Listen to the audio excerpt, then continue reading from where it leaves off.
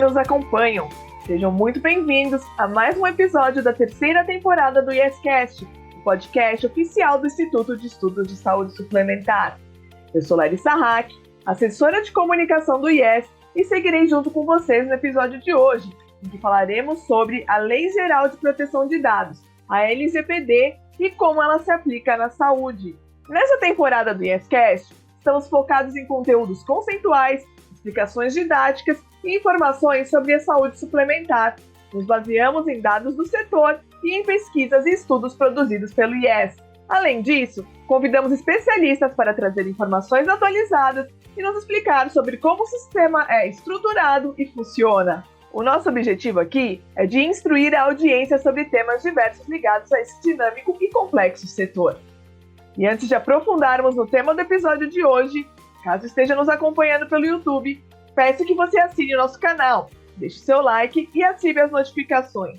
E se você estiver nos ouvindo em sua plataforma de áudio preferida, siga nosso podcast. Assim, você ficará sabendo sempre quando um novo episódio for ao ar. Bom, vamos ao tema de hoje, a LGPD. Muitos de vocês já devem ter ouvido falar na Lei Geral de Proteção de Dados, ou Lei 13.709 de 2018. Ela foi sancionada no Brasil no dia 14 de agosto daquele ano. A lei determina as regras de coleta, armazenamento e utilização de dados dos usuários e tem como fundamento o respeito à privacidade, à autodeterminação informativa, à liberdade de expressão, de informação, de comunicação e de opinião. Além disso, se baseia também na inviolabilidade de intimidade, da honra e da imagem do usuário e no desenvolvimento da personalidade e a dignidade e o exercício da cidadania das pessoas. A LGPD não é uma inovação brasileira. Ela segue uma tendência mundial e foi inspirada no regulamento europeu, o General Data Protection Regulation, ou GDPR na sigla em inglês. Mas como ela se aplica ao setor de saúde, em especial à saúde suplementar? O setor lida com muitas informações pessoais sensíveis, como o histórico de saúde dos pacientes, CPF, endereço, plano de saúde, por exemplo. O cuidado seguro de dados e a lei impõem um desafio grande e uma mudança de comportamento aos agentes atuantes na cadeia, como hospitais, clínicas, operadoras de saúde, laboratórios, farmacêuticas, etc. Bom, diante disso, para entendermos melhor sobre a LGPD, a questão de tratamento, armazenamento e os cuidados com os dados, convidamos para conversar conosco neste episódio Ana Luza Bolívar Dallari, que é coordenadora de proteção de dados, Health Techs e pesquisa clínica da Comissão Especial de Proteção de Dados e Privacidade da OAB-SP e pesquisadora do Centro de Estudos e Pesquisas de Direito Sanitário, a CPDISA-USP. Ana Luza, seja bem-vinda ao YesCast. Muito obrigada por estar conosco hoje. Para começar, poderia nos falar um pouco sobre a sua atuação e nos dar um panorama sobre a LGPD? O que essa lei significa e como ela se aplica à saúde? Bom, Larissa, primeiro eu quero agradecer o convite do Yes. É a primeira vez que eu tenho a oportunidade de falar num podcast. E quando a pesquisa me chama, eu não hesito. Então, eu estou muito, muito feliz de estar aqui. Eu espero realmente contribuir e auxiliar na difusão sobre LGPD na saúde e agora o que eu tenho dito, LGPD na saúde digital. Bom, eu sou advogada, sou doutora e mestre e doutora em Direito pela Universidade de São Paulo, atuo com saúde desde o início da minha carreira profissional, principalmente comecei com pesquisa clínica com seres humanos, atuando na confecção de termos de consentimento e no enquadramento jurídico brasileiro na condução de pesquisa clínica no Brasil. E depois, é como se tudo tivesse me levado para a saúde, né? Foi na minha atuação no Hospital Sírio-Libanês que o GDPR, o Regulamento Europeu de Proteção de Dados, entrou em vigor em maio, salvo engano, de 2018, e em seguida foi sancionada a LGPD, a Lei 13.709. Naquela ocasião, saúde foi um burburinho no mercado da saúde, porque o texto original nada constava sobre saúde e pesquisa científica, né? Então, como eu, na época, fazia o meu doutorado, caiu no meu colo o estudo do impacto da LGPD na área da saúde e no âmbito da minha atuação profissional no Hospital Sírio-Libanês, ou seja, como impacta, né? O hospital tinha e até hoje tem muitas atividades com estabelecimentos de saúde europeus, então nós precisávamos estudar. E daí que eu comecei a minha atuação. Desde então, eu tenho me especializado no estudo e na pesquisa sobre LGPD na saúde. E aí, até hoje, eu tenho palestrado e tenho feito muitas indagações, né? E indagações, porque eu digo que eu não sou um especialista em LGPD.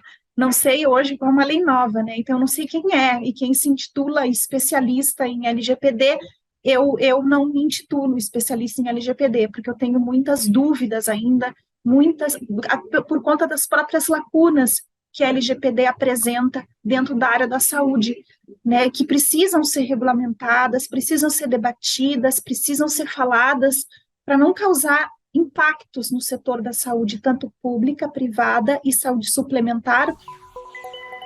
Bom, não é especialista, mas tem um currículo de especialista, sem dúvida. Eu acho que ninguém ainda é especialista em LGBT, né?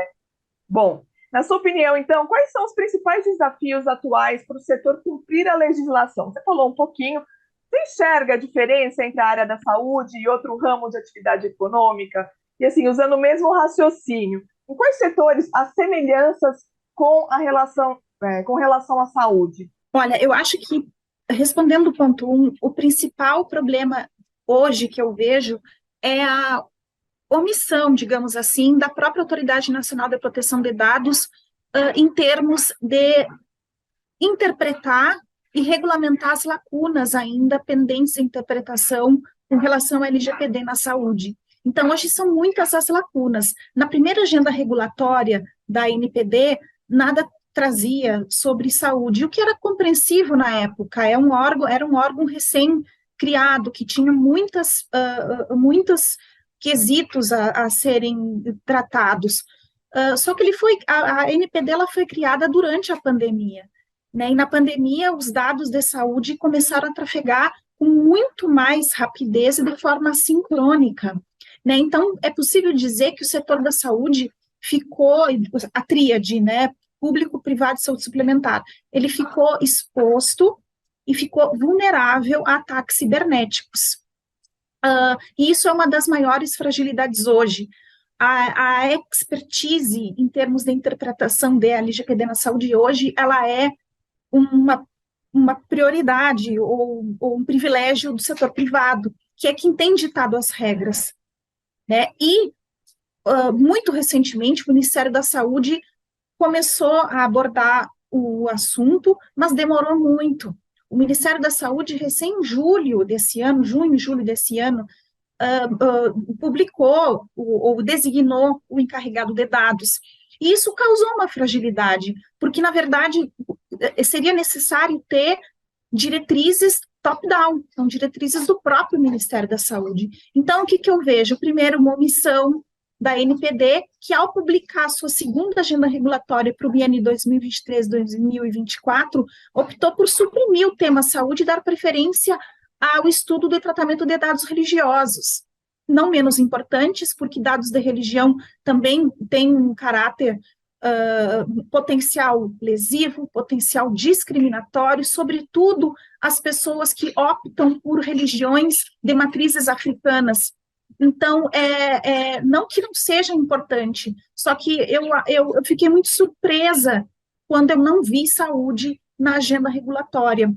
Outros setores, eu acho que o que tem que esclarecer é que dados de saúde é um dado pessoal sensível, um dos dados pessoais sensíveis corpóreos, né? A LGPD, ela oferece parâmetros mais rigorosos para o tratamento de dados pessoais sensíveis, como de saúde, biométrico, genético, político, religião. Por quê? Porque são dados altamente discriminatórios, com potencial lesivo muito grande, né? Então, por isso que as regras, elas são mais robustas, inclusive o artigo 11, que é o que prevê as bases legais para tratamento de dados pessoais sensíveis, inclusive saúde, ele é mais rigoroso do que as bases legais para tratamento de dados pessoais. Mas um outro problema que eu vejo é a questão da taxatividade. Não necessariamente os dados pessoais do artigo 7º são taxativos. A própria LGPD, no artigo 11, parágrafo 1º, permite e estabelece que, a depender do caso, tratamentos com inferências sensíveis em dados pessoais, a princípio comuns, também pode gerar um enquadramento sensível. Por exemplo, geolocalização, prenome, que se o tratamento tiver um viés de fazer uma inferência sensível, ele pode ser caracterizado como um dado pessoal sensível. Outro setor, eu acho mais difícil ter o rigor da área da saúde, porque a área da saúde, os dados, eles são completos. Então, trata-se todo tipo de dado, desde dado pessoal comum ao dado mais sensível, como orientação sexual, né? Então, o rigor deveria ser muito a prioridade, deveria ser uma prioridade da NPD, porque agora não só o setor privado fica, não digo à deriva, mas ele se autorregulamenta, mas as secretarias municipais e estaduais de saúde, o próprio DataSUS, tem penado um pouco em termos de interpretação da LGPD na saúde, diante do retardo do Ministério da Saúde e da omissão da Autoridade Nacional de Proteção de Dados sobre o tema. Então, o estado atual é um pouco preocupante, sim. Tem outras normas que devem ser levadas em consideração quando se fala em tratamento de dados na saúde, né? Quais são elas? Pode explicar um pouquinho melhor essa questão? E aprofundando também, você já falou, né, da questão de dados sensíveis. Você pode falar para a gente, né, como são classificados os dados na LGPD e como cada um deles deve ser tratado na saúde? A saúde é um setor altamente regulado. É um dos setores mais regulados no país. Então, são normas oriundas, por exemplo, da própria ANS, da Anvisa, da CONEP, né, que é o Conselho Nacional de Ética e Pesquisa, normas e diretrizes do Conselho Nacional de Saúde e legislação. Então, é um arcabouço muito complexo, que contempla tanto leis quanto normas infralegais, que tem um poder legal também conferido pela própria lei. Então, não cabe, na minha opinião, apenas a ANPD exclusivamente interpretar a aplicação da LGPD na saúde, porque dependendo do objeto que comporta o tratamento da minha atividade de saúde, né, outros órgãos também me fiscalizam. Então, para completar a vigilância sanitária, né, então eu preciso das licenças sanitárias para ser considerado um estabelecimento de saúde. Acontece que com a transformação digital, outros atores foram contemplados no ecossistema, né, e são atores que não têm licença sanitária para atuar, mas oferecem tecnologias extremamente importantes para essa transformação digital, como, por exemplo, as plataformas que emitem documentos médicos eletrônicos. E aqui tem um ponto, porque elas não têm hoje uma fiscalização adequada, porque elas nasceram com a necessidade da pandemia. Repito, elas são muito importantes, mas qual é o problema? Por conta dessa falta, dessa omissão por parte da ANPD, a qualificação para tratamento desses dados, ela fica à mercê desse setor privado. E aí eu acho que eu já respondo a tua segunda pergunta, né? Qualquer estabelecimento envolvido nesse ecossistema da saúde digital, que permite, que eu tenho chamado de Data Galaxy, a gente não fala em saúde digital, em Data Warehouse, Big Data, Data Lake, já é Galaxy, porque o momento que eu dou meu CPF na farmácia, várias luzes da galáxia se acendem e estão integradas. Elas não estão integradas por envio de dados por Excel, elas estão integradas por tagueamentos, por plataforma, por Google Analytics, por APIs, que são as integrações, por coleta de cookies. Então, tudo isso permite uma grande incerteza, porque, como eu falei que dados de saúde são altamente discriminatórios, e hoje existem vários atores ou agentes de tratamento envolvidos e interessados no setor da saúde, dados hoje são estratificados de várias formas pelo próprio paciente, que no caso no consumidor, como por exemplo pelos dispositivos vestíveis, smartphones. Então é possível até por aplicativo de supermercado, eu já consigo fazer inferências relacionadas à saúde potencial, orientação religiosa, por conta do meu consumo. Então, isso é um perfil, é estratificação de perfil comportamental, perfilizações, ou seja, potenciais práticas de seleção de riscos que são proibidas pela lei, mas que não estão devidamente fiscalizadas ou penalizadas quando houver uma resolução relacionada à aplicação das sanções pela NPD. Então, se é dado pessoal comum, eu aplico o artigo 7º. Se é um dado pessoal sensível, eu preciso ver qual é a base legal que eu vou aplicar do artigo 11. Isso também é um grande problema, porque da saúde, dados trafegam, precisam trafegar e trafegam muitas vezes com a dispensa do consentimento. E tudo bem, mas eu preciso localizar e aplicar a base legal adequada que dispensa esse consentimento. E o que eu tenho visto hoje é uma banalização ou uma promiscuidade no uso da base legal tutela da saúde, quando, na verdade, eu posso vislumbrar outras bases legais para dispensa do consentimento, como exercício regular de direito, inclusive com base em contrato, para permitir esse tráfico de saúde. Então, eu preciso, de uma forma muito correta, identificar e aplicar as bases legais, porque senão eu estou incorrendo em violações LGPD por tratamento irregular. Legal. E assim, a gente já falou um pouco de vigilância, né? Quais são os órgãos que estão envolvidos na vigilância do cumprimento da LGPD na saúde, né? Não só da LGPD, mas na proteção de dados gerais, porque a gente acabou de falar que tem mais de uma norma, Sim. né? E se nós pensarmos no paciente como vulnerável, ou com vulnerabilidade agravada, mas também por ser um consumidor de um serviço de saúde, ele não é só a NPD a competente. Então, cabe ao Poder Judiciário, hoje, ao PROCON, né, a própria ANS, por meio da abertura de NIPs, né, ou até mesmo quando existe uma ausência de canal para exercício de direitos de titular de dados, o Ministério Público, por meio de ações civis públicas, no caso de potencial dano à coletividade, lembrando que a LGPD também cuida da coletividade, uma fiscalização da vigilância sanitária ao apontar inseguranças e tratamentos irregulares que podem ser resultantes de um tratamento irregular. Então, acho que todos os órgãos aqui podem apontar violações à privacidade e proteção de dados, mas a aplicação das sanções da LGPD, quem aplica é a Autoridade Nacional de Proteção de Dados. Ana Lusa, muito obrigada por essas explicações. Bom, mas nosso tempo é curto, por isso te convido a continuar conosco, né, em mais um episódio. Queremos entender mais sobre este tema e sobre a violação da LGPD e também sobre os mecanismos para a proteção de dados. Por favor, faça suas considerações finais.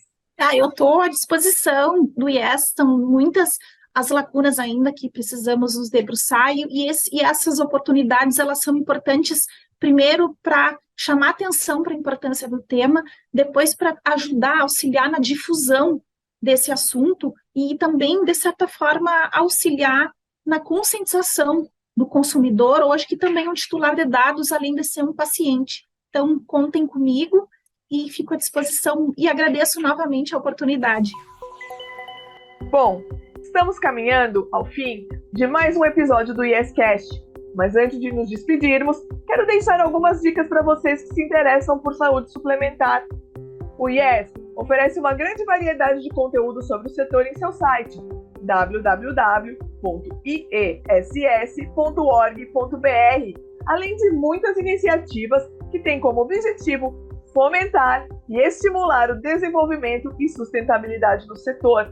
Por exemplo, temos estudos especiais, textos para discussão e periódicos com dados do setor.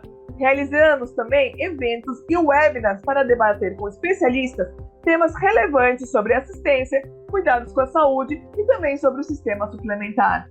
Recomendo que naveguem o nosso site www.iess.org.br, nos acompanhem em nossas redes sociais e explorem nossos conteúdos no YouTube. E encerramos aqui, então, mais um episódio do IEScast, o podcast oficial do Instituto de Estudos de Saúde Suplementar. Nosso podcast tem novos episódios todas as terças e sextas-feiras e pode ser acompanhado na sua plataforma de áudio preferida e também no YouTube do IES. Muito obrigada a todos que nos ouviram até agora e até o próximo episódio.